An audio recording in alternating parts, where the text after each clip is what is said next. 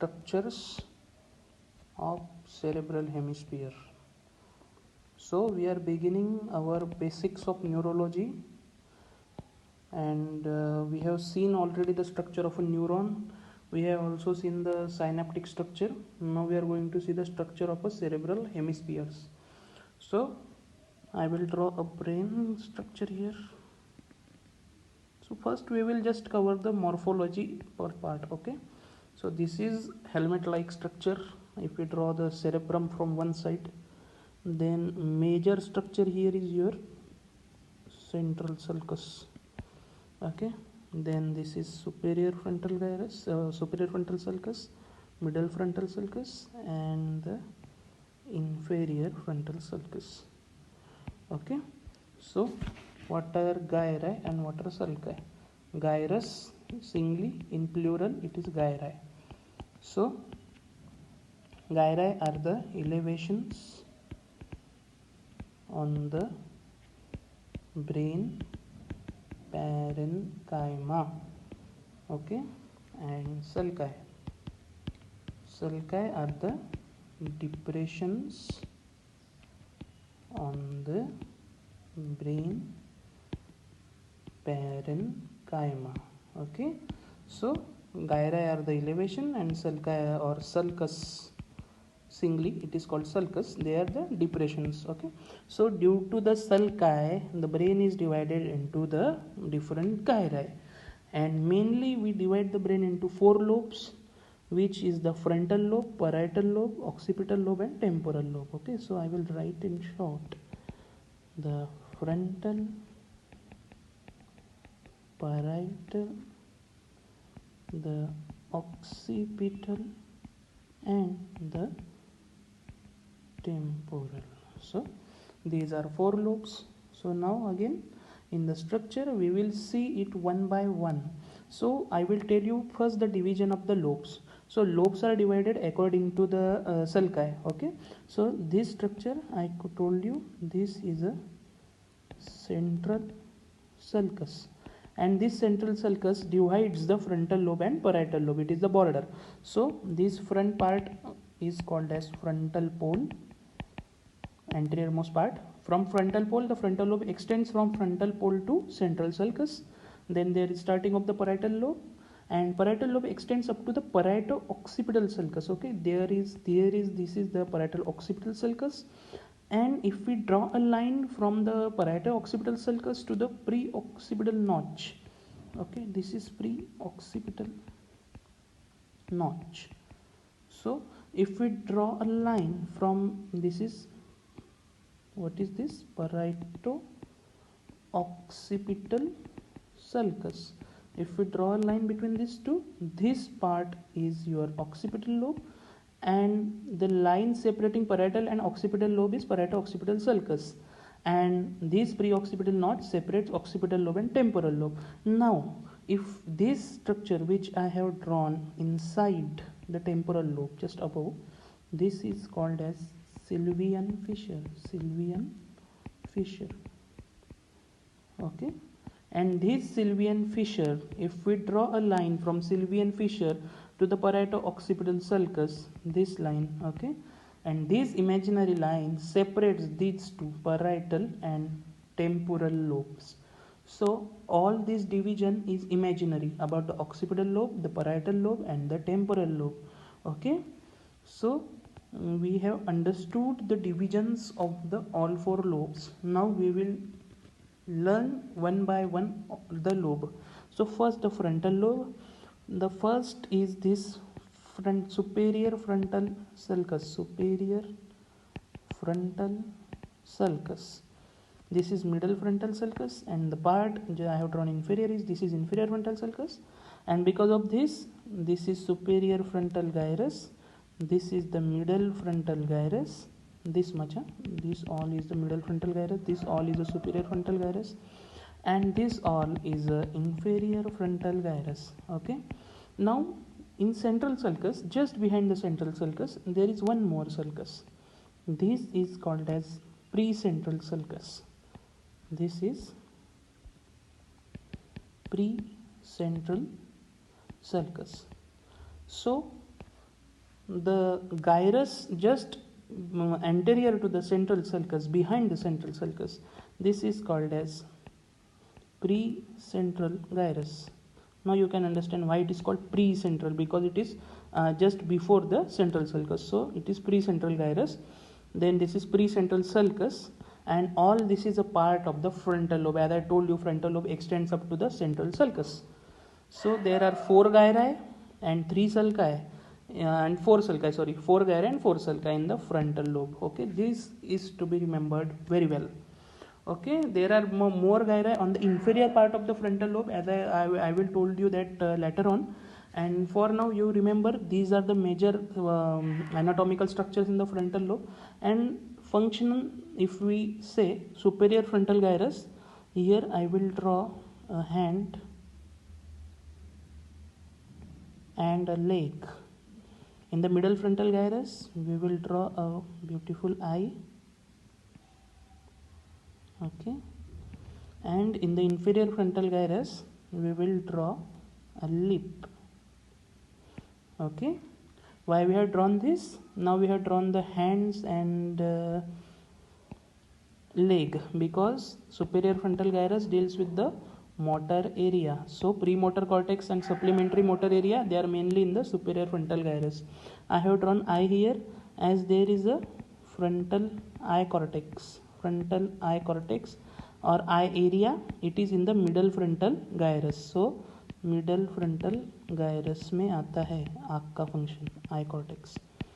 Then I have drawn here lips, because there is a motor speech area called as Broca's, which is a motor speech area through which you will speak.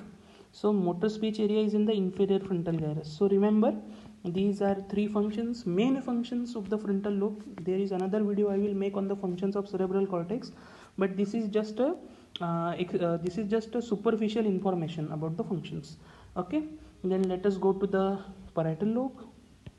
In the parietal lobe, it comes after the central sulcus and it extends up to the imaginary lines I have already drawn.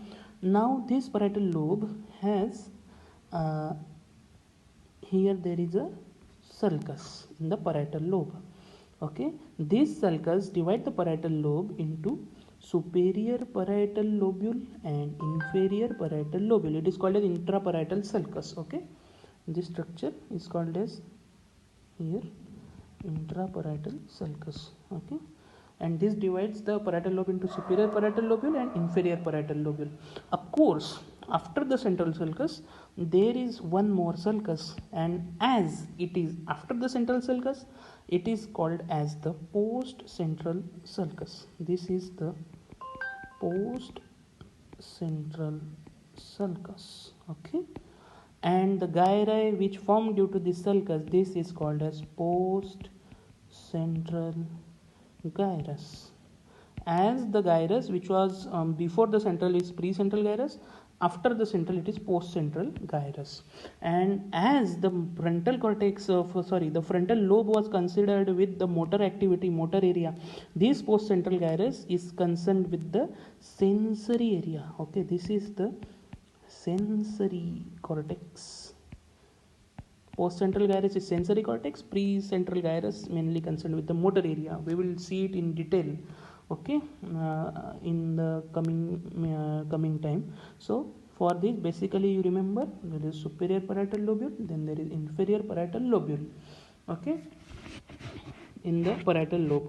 So after the parietal lobe, the main things to remember, one structure is worth mentioning here, and that is the paracentral lobule. The paracentral lobule. Now this structure is concerned with bladder control, and that's why it is very important, bladder control. And this structure shares the area of frontal as well as parietal lobe.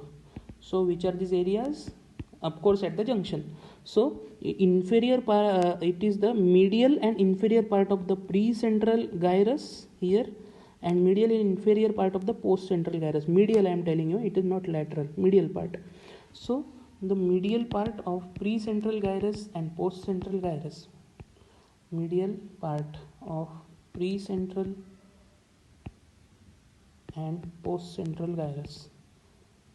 Postcentral gyrus. These are concerned with paracentral lobule. Okay, and it is involved in the bladder control. Okay, so remember, paracentral lobule comes under frontal lobe also and parietal lobe also. Now in the temporal lobe has mainly two sulci: superior temporal sulcus, middle temporal sulcus, and below it there is inferior temporal sulcus. And it divides the temporal lobe into superior temporal gyrus, middle temporal gyrus, and inferior temporal gyrus. Okay, this superior temporal gyrus, it is continuous. Okay, it is continuous behind, and it is continuation is called as angular gyrus. Okay, and there is one more gyrus here which caps this Sylvian fissure. Okay, I told you this structure is Sylvian fissure, and the gyrus which caps this Sylvian fissure, this structure is called as the supramarginal gyrus. Supramarginal, no, it is above, that's why supra, and marginal. Okay, it is above the margin of the Sylvian fissure, so it is called as supramarginal gyrus. So now we have understood what is a supramarginal gyrus, what is angular gyrus, and we have also seen the divisions of temporal lobe in the superior temporal, middle temporal, inferior temporal gyrus. Okay, now we will see the occipital. One thing to remember about occipital lobe is this lobe appears very small on the outer part of the brain, but if we see it medially, the extensions are very wide. It is a triangular part actually. Okay, so if I want to draw here, look, externally you will be seeing this structure only, it is very small, but internally it is like a large triangular part. Okay, so occipital bone is mainly divided into two parts by the calcarine fissure. Okay, and this calcarine fissure, I will draw it with the green line. Okay, this is the calcarine fissure which divides occipital lobe into two parts. One part is the above part is cuneus, and below part is the lingual gyrus. Okay, so occipital lobe is divided into two parts by the calcarine fissure I have drawn here. Above part is called as cuneus and below part is called as lingual gyrus. Okay, and occipital lobe contains the visual cortex. Occipital lobe contains the visual cortex, that is area number 17, 18 and 19. Okay, temporal lobe, what it contains? Okay, I forgot to tell you, temporal lobe contains Wernicke's area, and it is area number 22, and it is a sensory speech area. As in the frontal lobe we have seen Broca's, it was a motor speech area, and in the temporal lobe we have seen Wernicke's area, it is a sensory speech area. So what is the difference between the two? When somebody talks to you, the information is analyzed, and it is analyzed by the sensory speech area called as Wernicke area. After the analysis, you decide to speak something and you then speak to the person. So this after analysis, this motor activity is done by the motor speech area, that is Broca's area. Okay, so Broca's area is situated in the inferior frontal gyrus, and Wernicke's area is situated in the superior temporal gyrus. Okay, so superior temporal gyrus contains the Wernicke's area. Okay, so this was the basic information we should know about the lobes. Now we will see the lobes in detail. Okay,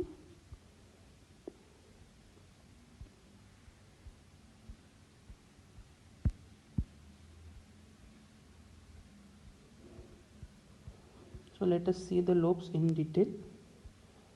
So first of all we will see the frontal lobe.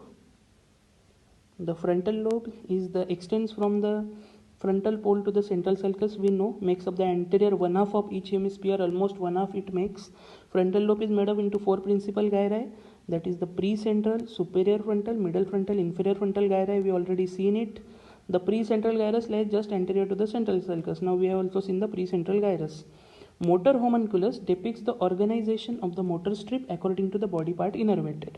Now, what is a motor homunculus? So, don't be confused with the word homunculus. It just means it is the area of the brain concerned with the motor activity or some similar activity. And whatever the area of the brain, it is irregular, it is not a well defined area, and that's why it is called as homunculus. And always remember, this homunculus has a organization, a proper organization. So what is this proper organization? I will show you the motor homunculus, then you will understand. So this is the motor homunculus. Okay, so what is this? This is your brain. Okay, one part of cerebral hemisphere, it is connected to the other part. So this much, this is shown here. So medially, first there is a organization of leg, then calf, thigh, then forearm, then hand, then your face and mouth, then tongue. Okay, so this is motor homunculus. As we go from medial to lateral, you will climb your body. Okay, आप नीचे से ऊपर जाओगे जैसे आप medial to lateral गए. So remember this formula, from medial to lateral you will climb the body from below upwards, from foot to face, from foot to face. Okay, so this was the motor homunculus. Similarly, there is a sensory homunculus also. As I told you, it is in the parietal lobe. So we are now going in the frontal lobe. Motor homunculus we have seen. On the medial surface, frontal lobe extends down to the cingulate sulcus. Okay, so they have given the medial extension. So the cingulate sulcus, I will show you it in figure. This area, this is called as cingulate sulcus. Okay, cingulate sulcus. So medially frontal lobe का जो extension है वो cingulate sulcus तक है. So this much area is your cingulate sulcus, and this is the medial extension of the frontal lobe. So next is the paracentral lobule. 2 minutes. Next is the paracentral lobule. Paracentral lobule consists of extensions of the paracentral and postcentral gyri onto the medial hemispheric surface above the cingulate. This also I have told you earlier. Paracentral lobule is concerned with bladder control and medial surfaces of the precentral and postcentral. It shares the frontal as well as parietal lobe. Then the supplementary motor area and premotor region lie in the area 6 anterior to the precentral gyrus. This also I told you that the supplementary and premotor regions, they are situated in the frontal lobe mainly, and they are anterior to the precentral gyrus. Now we know what is precentral gyrus.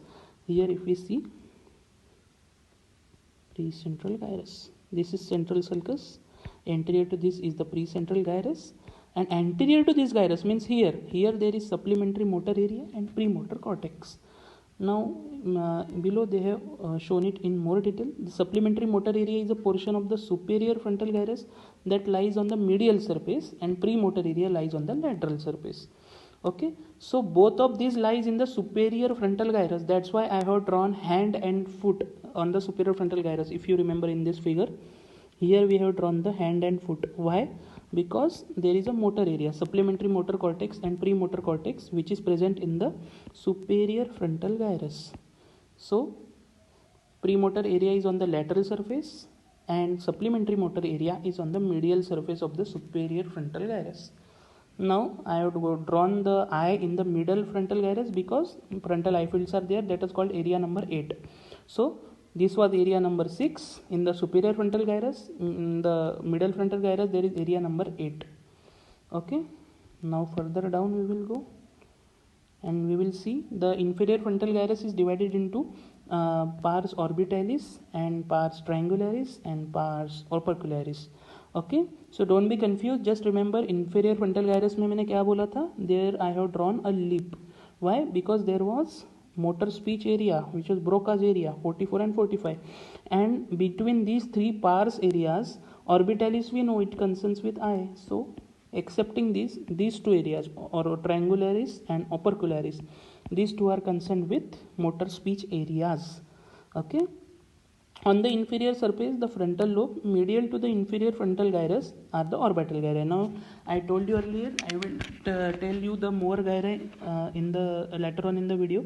So inferior frontal gyri, first there is inferior frontal gyrus, and medial to this inferior frontal gyrus, medial to this inferior frontal gyrus, there is a orbital gyrus, and medial to this orbital gyrus, there is gyrus rectus, and this gyrus rectus is the most medial structure in the frontal lobe. Okay, most medial structure in the frontal lobe is gyrus rectus. Okay, so they are separated by olfactory sulcus from gyrus rectus, which is the most medial structure on the orbital surface. As I told you, olfactory bulbs and tracts overlie the olfactory sulcus. So they want to tell that these here there is olfactory sulcus, which separates the orbital gyrus and gyrus rectus. Okay, it is very important, olfactory sulcus, because it is the course of the third nerve. So you should understand by now that third nerve goes most medially in the frontal lobe. Okay, it goes between the orbital gyri and gyrus rectus. So that's why this course is very necessary. You remember the anatomy, you yourself will come to know the functions automatically. Okay, so this was the frontal lobe. Now shifting down to the parietal lobe. Again, the parietal lobe. So the parietal lobe lies posterior to the central sulcus, we know, anterior to the occipital lobe and superior to temporal lobe. Now I have told you this earlier. Imaginary line drawn to the parieto-occipital sulcus and preoccipital notch separate the parietal and occipital lobe. This also I have told you earlier. Imaginary line extending from sylvian fissure to the midpoint of preceding line. Preceding line means the line we have drawn from parieto-occipital sulcus to preoccipital notch. It separates the parietal lobe above the temporal lobe below. I will show it you once more. So we have drawn the lines here. Okay, these three lines, 1, 2 and 3, we have drawn them earlier, which separates these lobes. Then the parietal lobe consists of 5 principal parts. So what are these parts? First is postcentral gyrus. This also we have seen. The superior parietal lobule, inferior parietal lobule, the precuneus and posterior portion of the paracentral lobule. Now you understood. I have told you कि paracentral lobule दोनों में आता है. Anterior portion will be in the frontal lobe. Posterior portion of the paracentral lobule will be in the parietal lobe.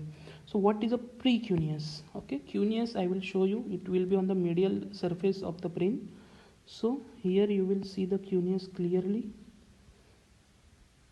It is the cuneus, but remember this cuneus is in the occipital lobe, and the part just anterior to this cuneus, this part is called as precuneus, and this is a part of the parietal lobe.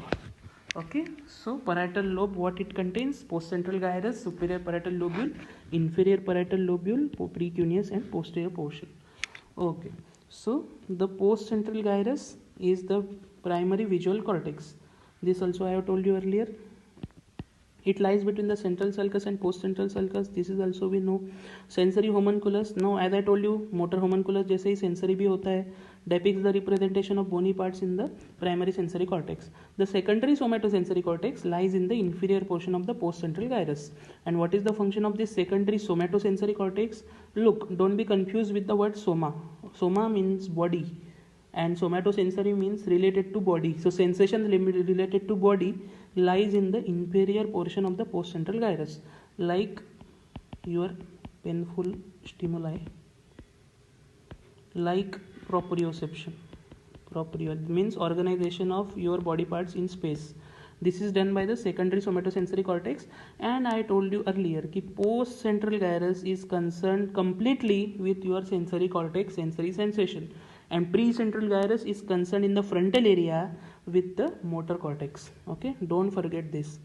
Then the superior parietal lobule is a somatosensory association area that lies posterior to the trunk and upper extremity segments of the postcentral gyrus. Now what they want to say? Superior parietal lobule I will show you in the figure.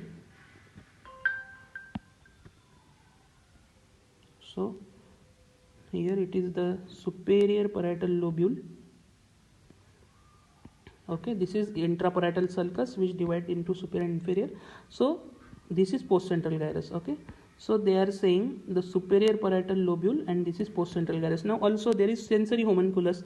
So there will be trunk and upper limb here which comes just anterior to superior parietal lobule, and the part which comes just anterior to inferior parietal lobule, as we will see here, is the face and tongue segments. Okay, so inferior parietal lobule lies posterior to the face and tongue.